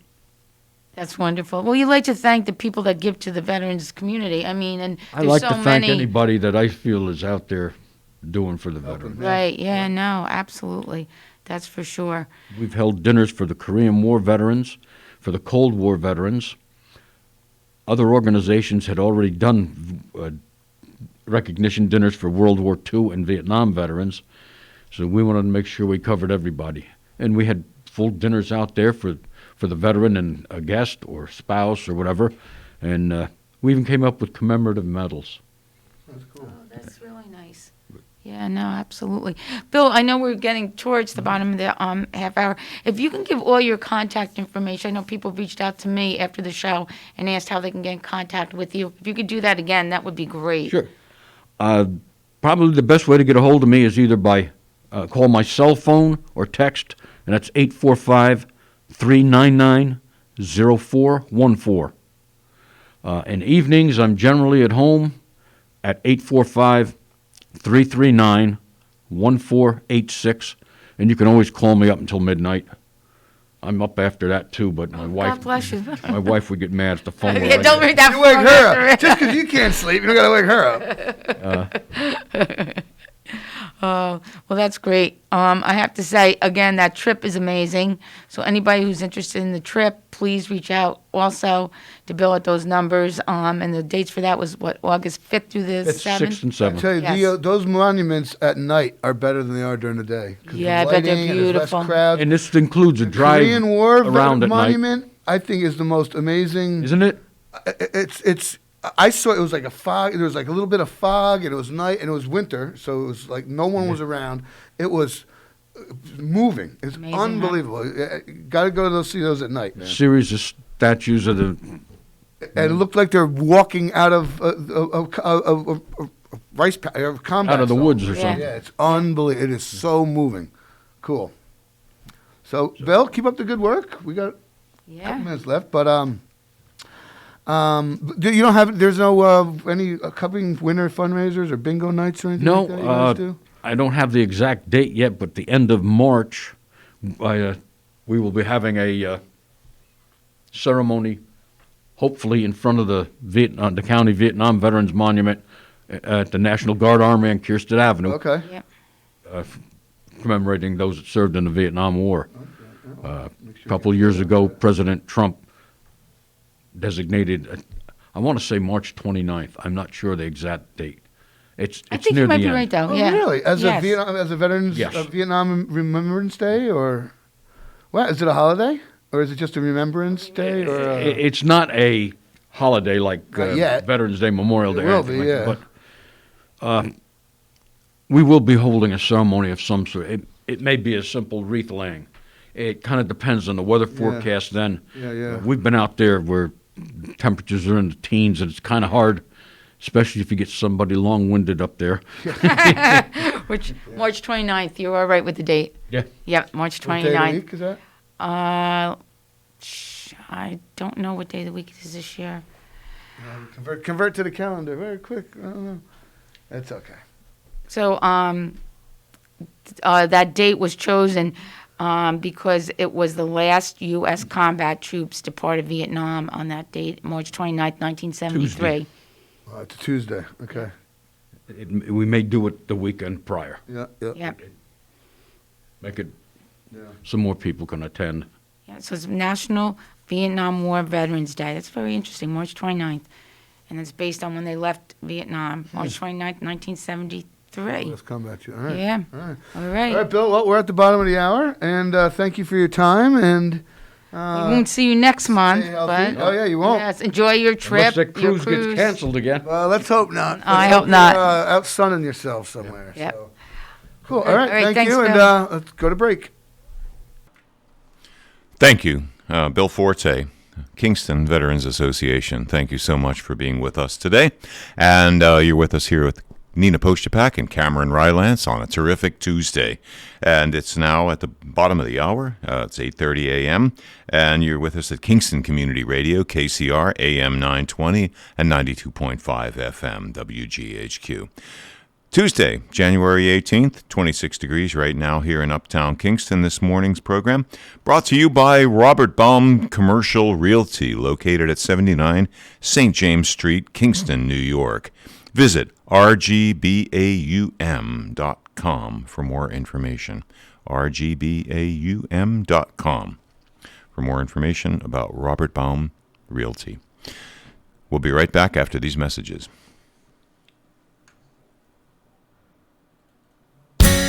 Hi, this is Tony Marmo from Norman Staffing, and we've been bringing together employers and job seekers since 1980. If you're an employer and have job vacancies, let Norman Staffing help fill them with permanent or temporary workers. We screen, interview, and recommend the best candidates for your company. We make the employment process easier and faster for you. Please call Norman Staffing for your employment needs at 338-9111, 338-9111, or normanstaffing.com.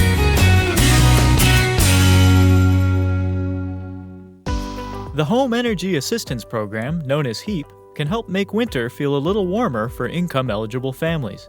This program provides financial grants to help pay heating or utility bills. If you receive HEAP benefits, you'll qualify for Central Hudson's Bill Discount Program. Find out if you are eligible for HEAP by contacting your County Department of Social Services or by visiting the Assistance Programs section of centralhudson.com.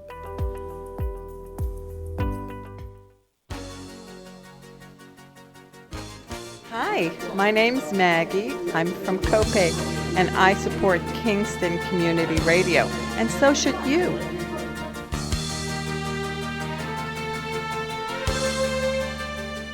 And we're back. You're listening to KCR, Kingston Community Radio, AM 920 and 92.5 FM, and streaming online at mykcr.org. Tuesday, January 18th, 26 degrees right now here in Uptown Kingston. And this upcoming portion of Kingston Community Radio is brought to you by Rondout Savings Bank. Always working for you and our community with branches in Kingston, West Hurley, and Hyde Park. Also online at rondoutbank.com. Equal housing lender, member FDIC. And one more time, a little bit about the weather for the next 3 days. Maybe some snow showers this morning, about a 50% chance of that. Peaks of sunshine later today with a high of 28. Partly cloudy skies early, giving way to cloudy skies late tonight. And tonight's low is 12 degrees. Wednesday, our high is 40 degrees with more clouds than sun, but we'll have some sun too.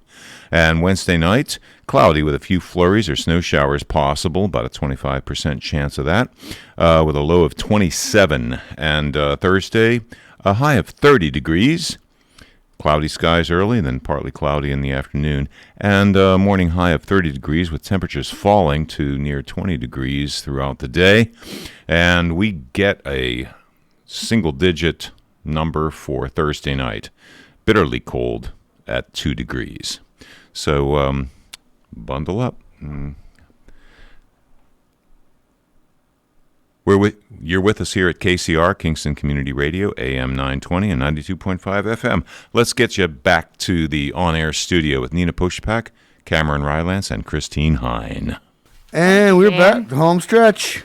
We are. That's right. Well, Christine, good morning. Hi. Well, exactly 1 week ago, you were my co-host. I know. That was a lot of fun. And couldn't really talk about your stuff because, okay. It wasn't about my stuff. Now we're talking about your stuff. Christine, you're here for your stuff includes a very, very complimentary, like matchup with your mask and your I know, right? And your sweater, Yes. right? Very elky. You look very elky. I am very elky. I am an elk, so I know. that's It's good. wearing the colors. With Represent. COVID, I'm not exactly a very active elk, but That's all I am right. an You're elk still in my there. heart. You're So still there. And you're sporting the colors. And I'm sporting the colors. colors. There you go. If for anybody who doesn't know, the elk's colors are purple.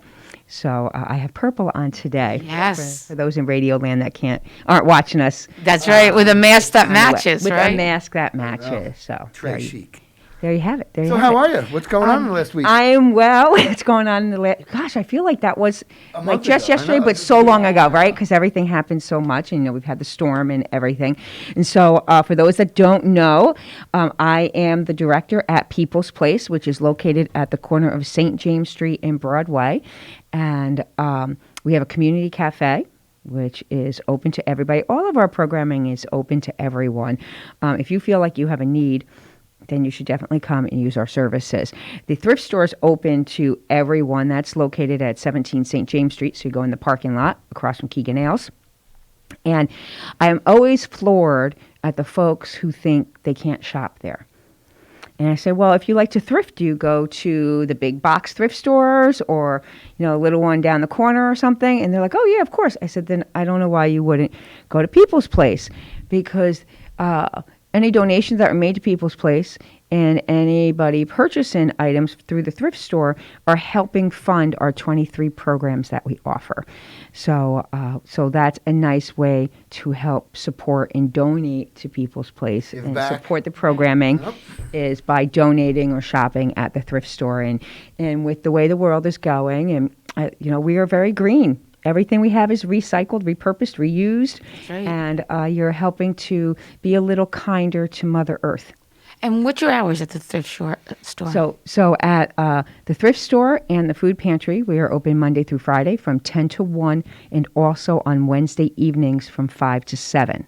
Oh, that's great to know. Yeah, the community cafe is open every day, Monday through Friday, from 8:30 in the morning until 1 in the afternoon.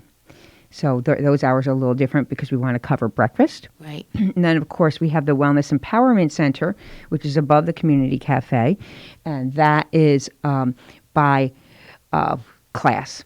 So we have classes Monday through Friday, and you have to go to peoplesplace.org, click on the Wellness Empowerment Center, and you can see the list of all the different programs and workshops that we offer. We also are going to be offering each month going forward, beginning in February, a Wednesday evening of holistic health practitioners that will be there, I believe, from 4 to 7. That you can come in. Offering healthcare services, yeah. Wow. Reiki, reflexology, massage, just a whole different group of modalities. And again, especially the Wellness Empowerment Center and the Community Cafe are open to anyone and everyone in the community. And we really do want, yourself. We would love both of you to come and take a class at the Wellness Empowerment Center or come and dine for lunch, because when the whole community comes together to use a service or to be at a certain location, you erase the stigma. And I think that that's so incredibly important to erase a stigma for folks, because nobody wants to go somewhere that they think they're going to be, I saw Christine walking into XYZ. I didn't know that she was struggling. And when the whole community comes together, that gets erased. Yeah, very true. And I think Very, there are very more true. folks who Going there for really... the soup.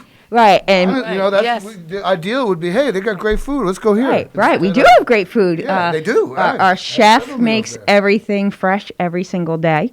So she's there at 7:30 each morning, cooking and chopping and mixing and blending. I've had several lunches there over the last couple of months with through Deb Crump. Yes. She's bought lunch for us, working at the Elks Lodge, and comes up with a stack of 5, 6. And it's been great food. So soup, sandwiches, menu changes. Each day. Again, you can go to our website, peoplesplace.org. We have a icon for the community cafe, and you click on that, and it tells you the menu. And usually, the menu for lunch is up each day by 10 o'clock, because lunch begins at 11, from 11 to 1. So, so I invite all of our listeners. Great food. We always have lunch after our... I love to hear that. We always have lunch after our course that we do, the Love and Power of Sound, on Thursdays at 11 o'clock to 12:30. We always have that gorgeous lunch that you have and all those offerings that are down in the cafe. I also want to just... majorly to any listeners that are there right now, that the Wellness Empowerment Center is an enormous resource to this community right now. We do need this. We do need this wellness empowerment. And it is all about healing. It's all about great vibes, and it's all about new discoveries. And you have at your disposal free, incredible, highly trained professionals doing the work for you and delivering the goods. Yeah, we're so fortunate. Thank you for that beautiful testimonial. Yes. Right. We're very fortunate to have so many wonderful people throughout our community that come and give free classes. Again, it's open to anyone. The whole point of the center is to teach you skills that then you can bring home and empower your own life. That you don't have to come back and forth, or maybe you're home and like, I remember this breathing technique, or I remember I should stretch, or whatever is financial education. I remember I need to make my budget and I really want to work on that, or I should check my bank account. All these little things that you learn that you can bring back to your life and hopefully make it smoother and I like to say better. Yeah. And so People's Place has been doing all kinds of outreach programming for 50 years now. This is our 50th anniversary, and from the records that we have, it shows that we began in 1972, very humbly, down on Abeale Street, 105, 101 Abeale. And for those that don't know, we've been here 50 years. It started as an outreach with brothers and seminarians from Mount St. Alphonsus. So that is how we began, as a outreach that the seminarians had to do, as part of their studies within their curriculum. And they began, I believe, and this is where it's a little foggy, because as I was talking to somebody the other day who is a volunteer, current volunteer now, but she was on the board in the 90s. Oh, okay. So it was so great. I'm like, hey, I didn't know you were on the board in the 90s. And she's like, sure. And I was saying, we don't have great records from the 70s and the 80s. Some records from the mid-80s going forward, because in the mid-80s, in 1985, the brothers left the area, and they went to D.C., and they turned the operation of People's Place over to a group of volunteers. So when the volunteers had it, that's when they started keeping board minutes and at least some records. And then they applied for their 501c3, which we obtained in 1988. Because prior to that, because we were basically being run under the arm of the Catholic Church, the Brothers at Mount St. Alphonsus, we didn't need a tax exempt. Right. So when the brothers left, it took a few years for the volunteers to get the not-for-profit status for People's Place, but we did get the not-for-profit status in November of 1988. However, the early years are a little fuzzy. So if I know we have phenomenal listeners at Kingston Community Radio, and so if you were listening and you had anything to do with People's Place in the 70s and 80s or even 90s, 2000s, whenever it is, we would absolutely love to hear from you. We're trying to kind of piece together all of our history for the 50th anniversary a little bit more in depth than Are you at liberty to say, or do you know any of those founding volunteers that, you know? I don't. That therein lies part of the challenge. We have reached out, and I spoke to a very lovely father, from Mount St. Alphonsus, that deals with the archives of the Redemptorist Brothers. That's great. Not Mount St. Alphonsus, but the Redemptorist Brothers. And he was going to dig through the archives. But as the volunteer that I have from the 90s said, and her mom was really involved with People's Place in the 70s, but her mom has since passed on. Nobody ever thought it would, it's just something they were doing. Right, Nobody ever thought it would be anything and that would ever last 50 years. So there's very few records. And I'm sure there were seat at the pants at the time, and how we were going to get the rent. And it was. I was blessed to be able to speak to a nun, Sister Norma, who was at St. Mary's at the time in the early 70s, from 72 to 77. And we had a lovely conversation last week. And she's going to send me a couple stories, but she doesn't really have records, and it was a while ago, so remembering everybody is hard. But she was saying how then it really started out as tutoring, the best that I can figure out and piece together.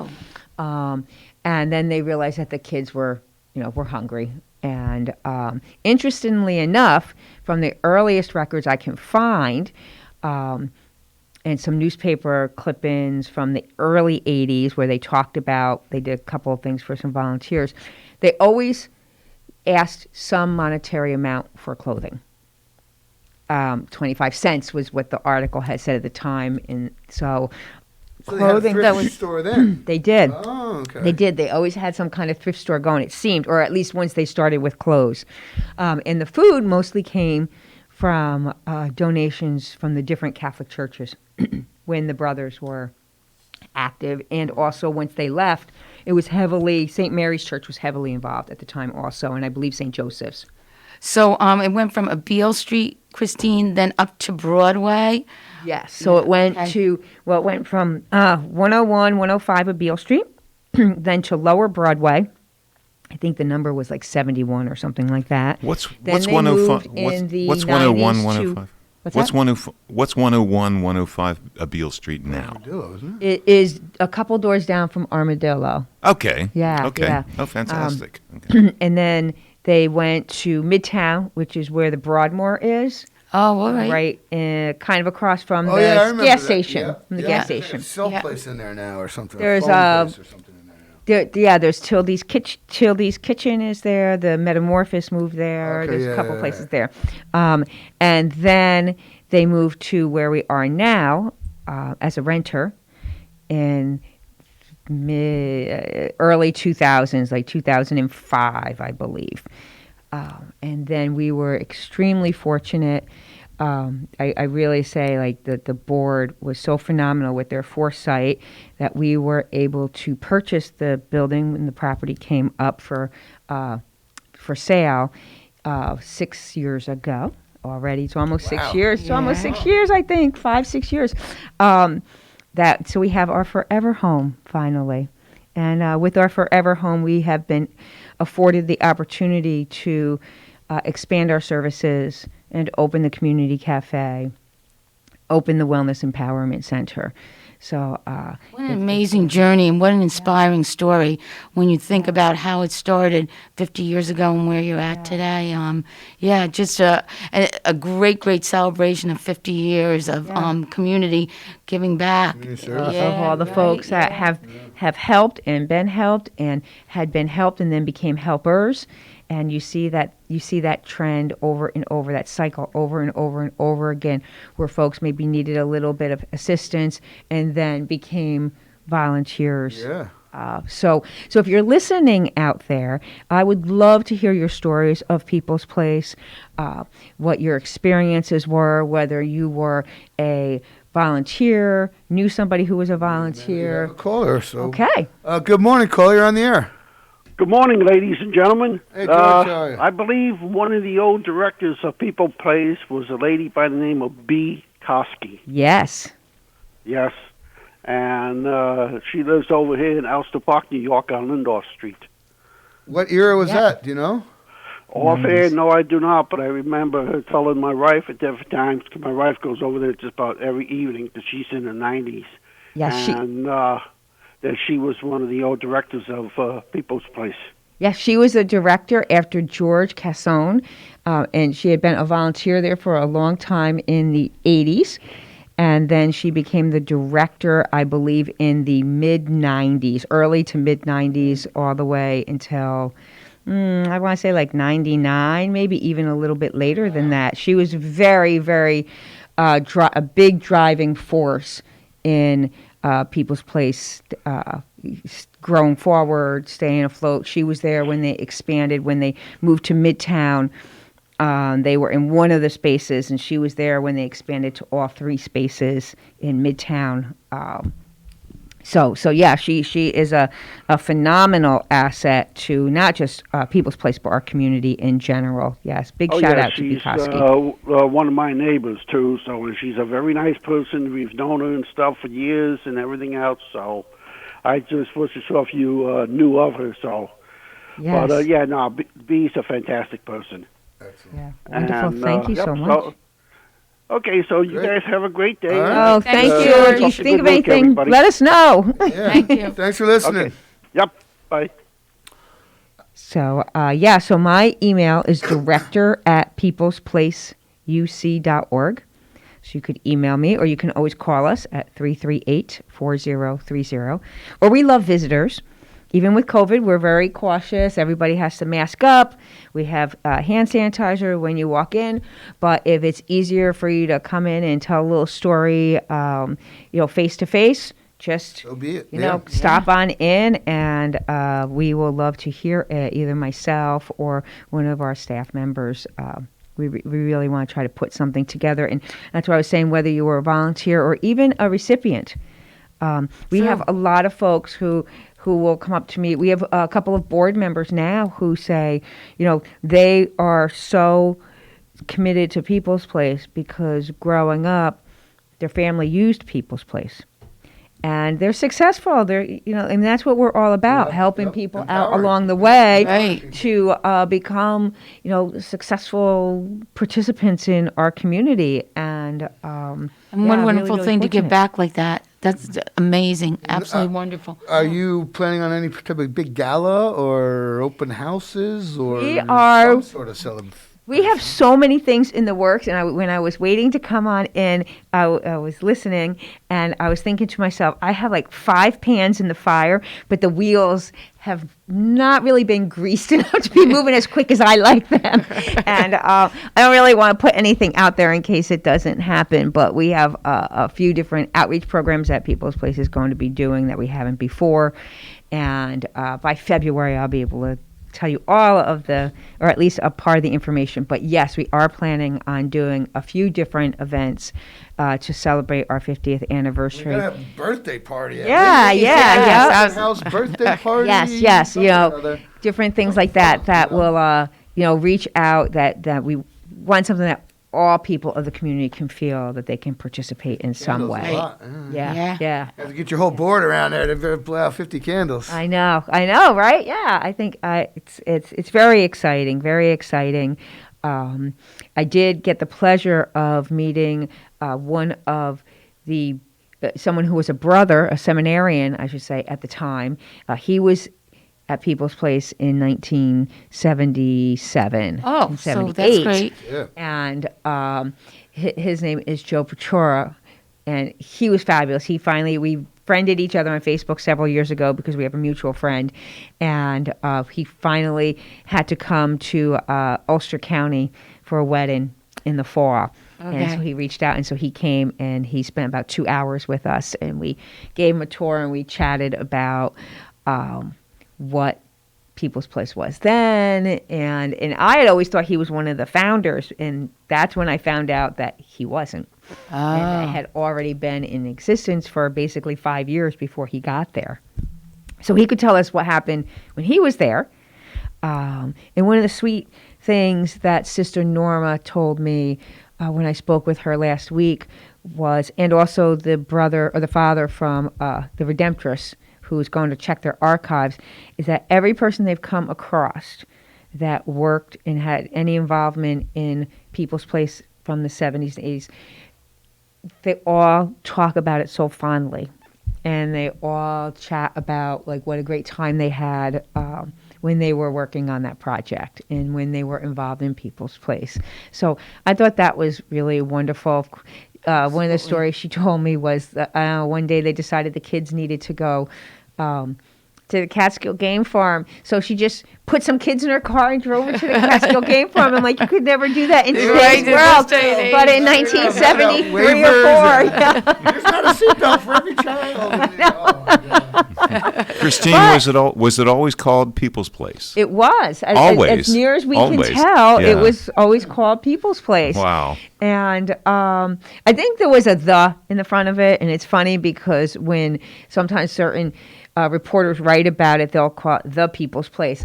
But I don't know. It was, ever since I've been there, we've just said People's Place. And yeah, I don't know. But as far as I can tell, our actual legal name is not People's Place.